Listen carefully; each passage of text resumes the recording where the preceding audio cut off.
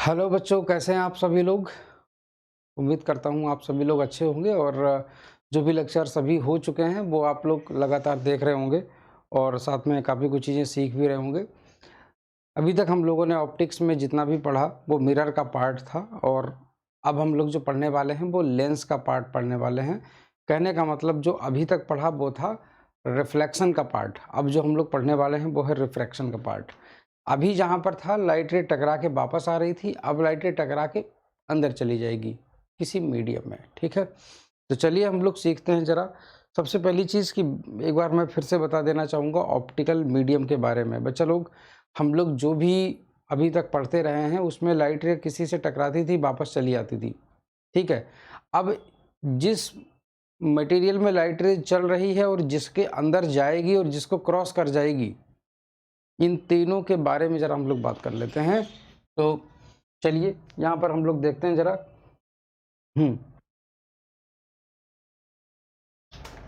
तो हम लोग यहाँ पर हेडिंग डालते हैं ज़रा, ऑप्टिकल मीडियम।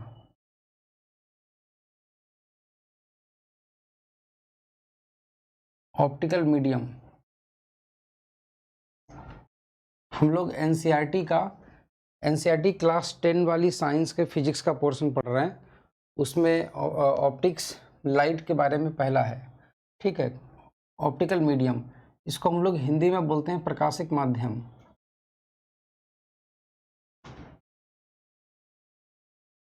इसको हम लोग बोलते हैं प्रकाशिक माध्यम, ठीक? प्रकाशिक माध्यम क्या होता है दोस्तों? ये वे पदार्थ होते हैं जिनमें प्रकाश की किरणें चलती हैं या चल सकती हैं। चलती हैं या चल सकती हैं, जैसे हवा, पानी, साफ पानी, कांच, ट्रांसपेरेंट ग्लास, पारदर्शी कांच। ऐसे ही कोई भी वो मटेरियल जो पारदर्शी है, जो ट्रांसपेरेंट है, उसमें लाइट रे चल सकती है, क्रॉस कर सकती है, ठीक है? उसी को हम लोग बोलते हैं ऑप्टिकल मीडियम। तो हम लोग यहाँ पर लिखेंगे those materials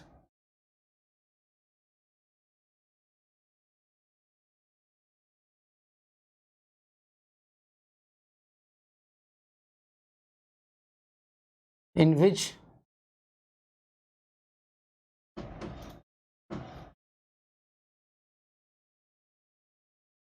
a light ray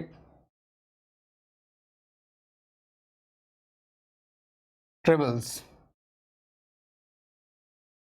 or can travel, ठीक? कोई भी वो पदार्थ जिनमें प्रकाश की किरणें चलती हैं या चल सकती हैं, ऐसे पदार्थों को हम लोग बोलते हैं क्या? ठीक है ना, प्रकाशिक माध्यम, ठीक है? तो मैं यहाँ पर लिखता हूँ, इसको हिंदी में भी मैं लिख देता हूँ।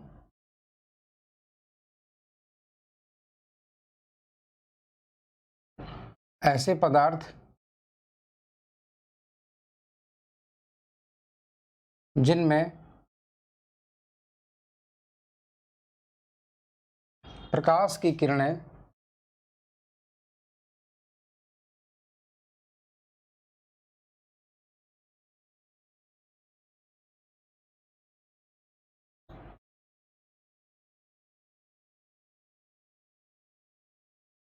चलती हैं या चल सकती हैं,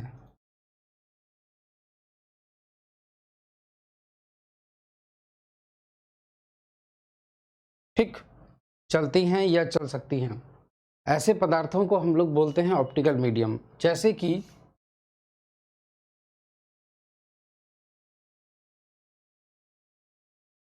एग्जाम्पल, एयर, हवा,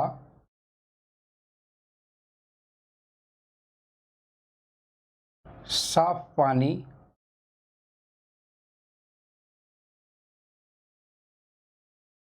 क्लीन वाटर, स्पेस मतलब अंतरिक्ष,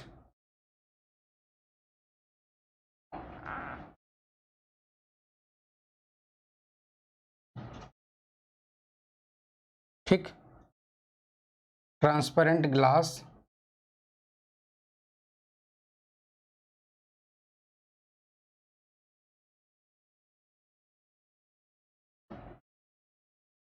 पारदर्शी कांच,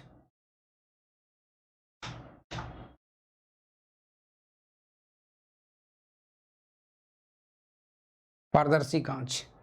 ये कुछ एग्जाम्पल हैं जो मैंने आपको दिए हैं। इसके अलावा प्लास्टिक भी हो सकती है, ट्रांसपेरेंट प्लास्टिक।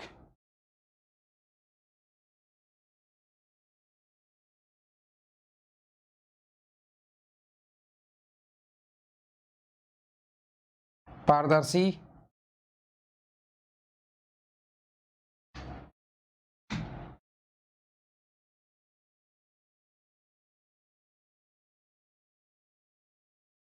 प्लास्टिक इत्यादि। ठीक, पारदर्शी, प्लास्टिक इत्यादि।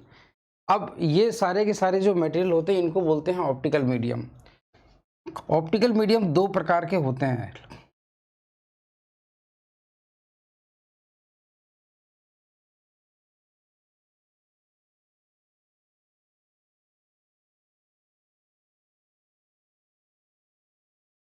Optical mediums are of two types.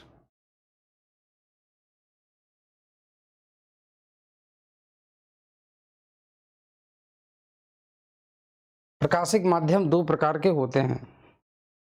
प्रकाशिक माध्यम दो प्रकार के होते हैं। नंबर एक,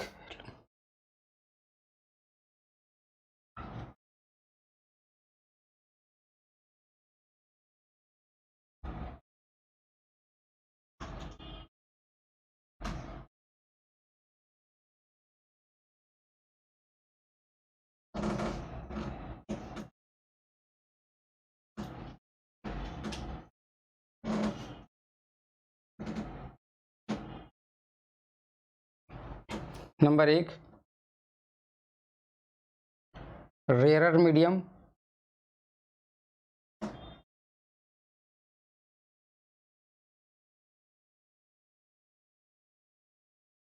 विरल माध्यम,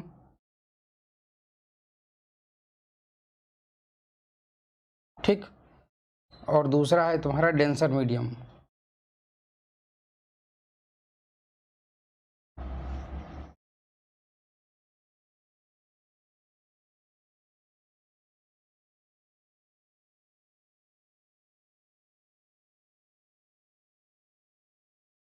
सघन माध्यम, ठीक है। दूसरा है तुम्हारा सघन माध्यम। तो ये दो तरीके के माध्यम होते हैं। अब देखिएगा रेयरर और डेंसर क्या होते हैं। रेयरर मीडियम और डेंसर मीडियम, इनके दोनों के बारे में मैं आपको बताता हूँ। देखिएगा इनके दोनों में अगर आप ध्यान से देखेंगे, दोनों के लास्ट में, दोनों के लास्ट में ई आर और ई आर लिखा हुआ है। दोनों के लास्ट में ई आर और ई आर लिखा हुआ है। ये ई आर का मतलब क्या है? एक्चुअल में जो पहले लिखा हुआ है, पहले डेंस, ठीक है ना, जो पहले लिखा हुआ है डेंस वर्ड, ये जो डेंस है ना, ये एडजेक्टिव है। इसको बोलेंगे एडजेक्टिव। एडजेक्टिव को हिंदी में बोलते हैं विशेषण।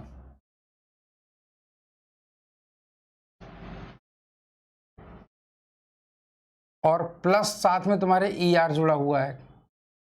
ऐसे ही इसमें भी है। जब एडजेक्टिव के साथ में ई आर जुड़ जाता है तो वहां पर कंपैरेटिव डिग्री बन जाती है। कौन सी डिग्री? कंपैरेटिव डिग्री, ठीक है ना। तो ये तुम्हारा बन जाता है कंपैरेटिव डिग्री।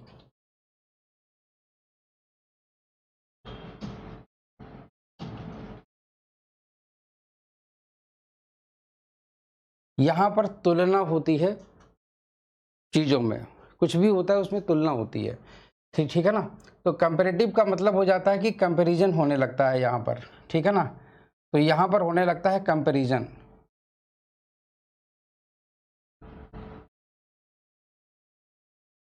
यहाँ पर होने लगता है कंपैरिजन, ठीक है। अच्छा, दूसरी चीज, हाँ, जैसे यहाँ पर रेयरर और डेंसर, ये एक्चुअल में कभी भी ना ही कोई मीडियम रेयरर होता है और ना ही कोई डेंसर होता है। एक दूसरे के सापेक्ष होते हैं ये एक दूसरे के रिलेटिव होते हैं। मतलब रिलेटिव बोले बोले तो अगर कोई एक रेयरर कहला रहा है तो इसका मतलब है कि दूसरा डेंसर है। फॉर एग्जाम्पल, जो देखा गया है कि रेयरर मीडियम और जो डेंसर मीडियम, मतलब ये लाइट के लिए कि मैं बात बता रहा हूँ, रेयरर और डेंसर लाइट के लिए, ठीक है। तो रेयरर मीडियम के जो पार्टिकल्स होते हैं वो थोड़े दूर दूर होते हैं। रेयरर मीडियम के जो पार्टिकल्स होते हैं वो थोड़े दूर दूर होते हैं, और जो डेंसर मीडियम के जो पार्टिकल होते हैं वो थोड़े पास पास होते हैं।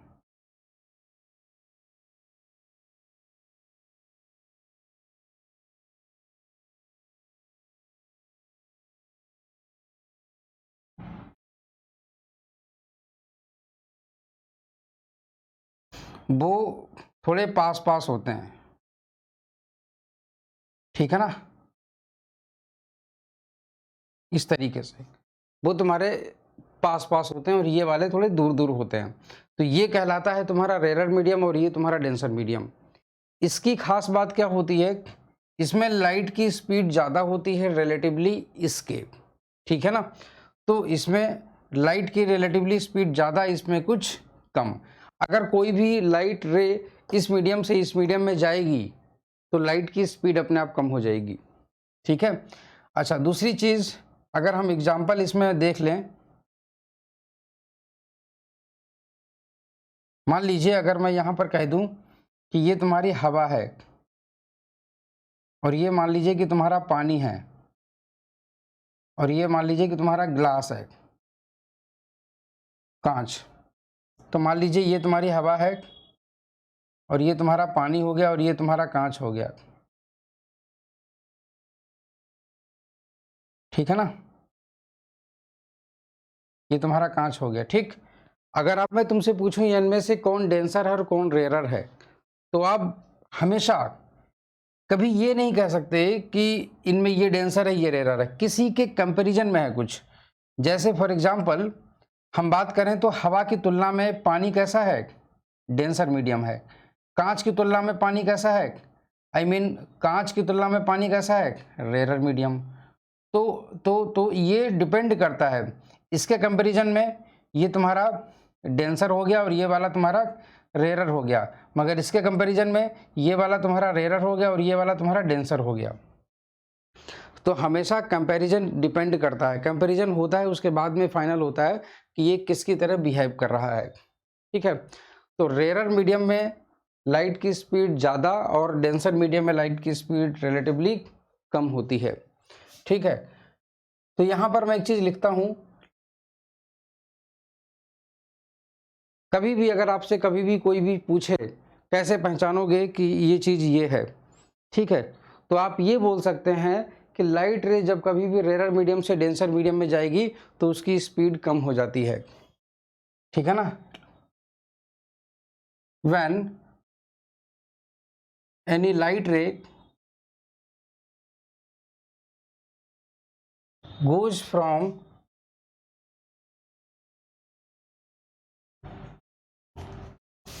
denser to rarer, sorry, rarer to denser, rarer to denser,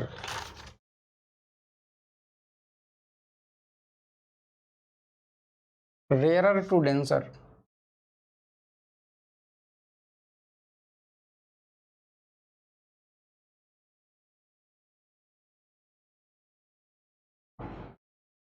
denser medium, its speed of light decreases.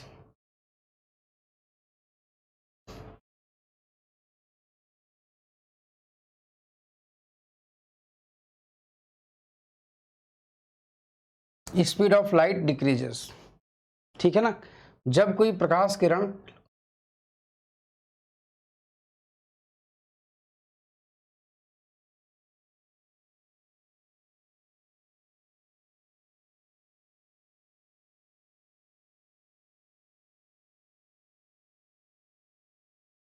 विरल माध्यम से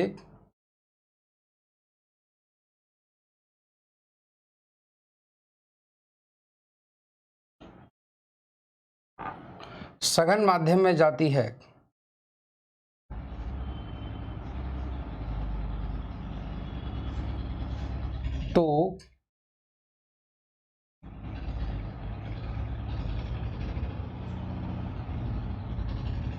तो उसकी प्रकाश की चाल कम हो जाती है। प्रकाश की चाल कम हो जाती है।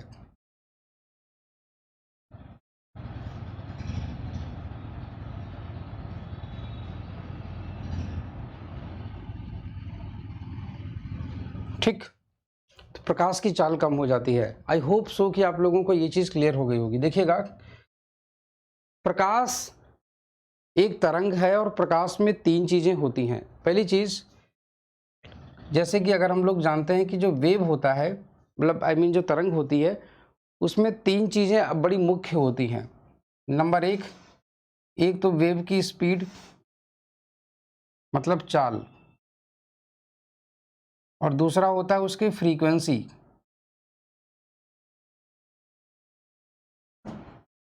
इसको हिंदी में बोलते हैं आवृत्ति। और जो तीसरी होती है वो होती है तुम्हारी वेवलेंथ।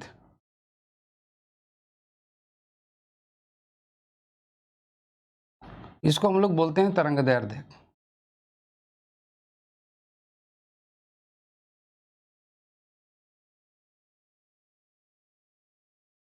ठीक है, ये तीन चीज़ें होती हैं। इसको हम लोग डिनोट करते हैं V से, इसको हम लोग डिनोट करते हैं F से, और इसको डिनोट करते हैं लैम्डा से। ठीक है, इन तीनों में एक रिलेशन होता है, इन तीनों में एक रिलेशन होता है, ठीक है ना। V equal to F into lambda.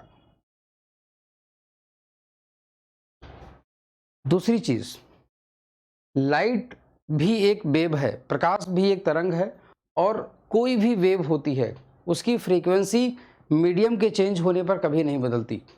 ठीक है ना, ये चीज़ याद रखिएगा। कोई भी तरंग हो, कोई भी वेव हो, उसकी फ्रीक्वेंसी मीडियम के बदलने पर कभी नहीं बदलती। ठीक है ना। Light is a wave, light is an electromagnetic wave.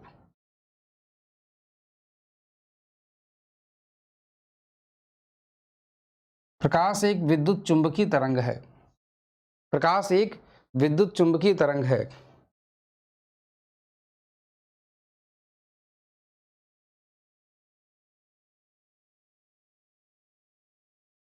सीधे इतना ही लिख दीजिए आप, लाइट इज अ वेव। ठीक, प्रकाश एक विद्युत चुंबकीय तरंग है। ठीक है, दूसरी चीज,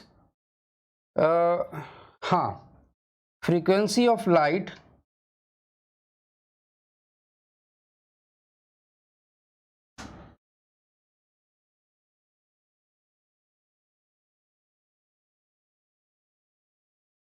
does not change, frequency of light does not change when medium is changed।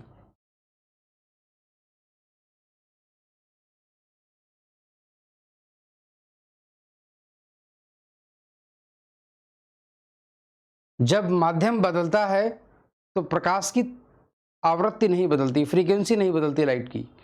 अगर फ्रीक्वेंसी नहीं बदलती है, इसका मतलब ये चीज़ कांस्टेंट रहती है, तो लिखोगे V equal to F into lambda. तो ये चीज़ कांस्टेंट हो गई, इसका मतलब V प्रोपोर्शनल टू लैम्डा हो गया। इसका मतलब ये है कि अगर स्पीड बढ़ रही है, अगर स्पीड बढ़ रही है तो कौन सी चीज़ बढ़ रही होगी? लैम्डा। तो तरंगदैर्ध्य बढ़ रही होती है, याद रखिएगा। इसीलिए जब कभी भी वेलोसिटी बढ़ेगी तो लैम्डा बढ़ेगी, अगर वेलोसिटी घटेगी तो लैम्डा घटेगी, मतलब वेवलेंथ घटेगी। ठीक है ना। तो इस तरीके से ये तुम्हारा कुछ बेसिक कंपोनेंट, बेसिक चीज़ें होती हैं तुम्हारी,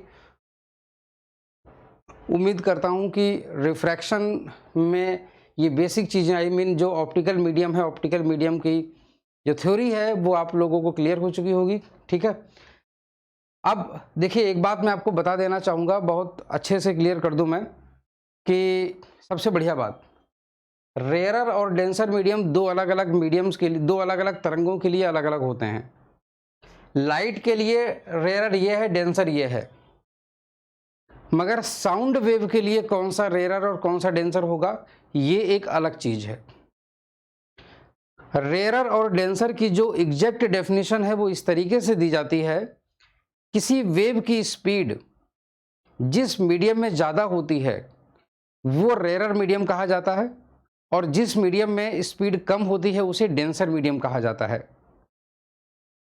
अगर हम लोग साउंड के केस में बात करें, साउंड के केस में, तो साउंड की जो स्पीड होगी वो तुम्हारी इस वाले मीडियम में ज़्यादा होगी और इस वाले मीडियम में कम होगी। तो साउंड वेव के लिए ये वाला तुम्हारा रेयरर मीडियम और ये वाला तुम्हारा डेंसर मीडियम की तरह काम करेगा। ठीक है ना, तो ये होती है सबसे खास बात। उम्मीद करता हूं कि इस वीडियो में आप लोगों को इतनी चीज़ समझ में आ गई होगी। ठीक है ना, तो इस वीडियो में हम लोग इतना ही रखते हैं, और नेक्स्ट वीडियो में हम लोग बात करेंगे रिफ्रैक्शन के बारे में, अपवर्तन के बारे में। वीडियो को अपने तक मत रखिए, दूसरे अपने भाई बहनों दोस्तों को बताइए और उनको बोलिए कि यहाँ पर आकर के पढ़ें। बहुत अच्छे से पढ़ाता हूँ मैं, पूरी कोशिश, पूरी जान डाल देता हूँ। धन्यवाद।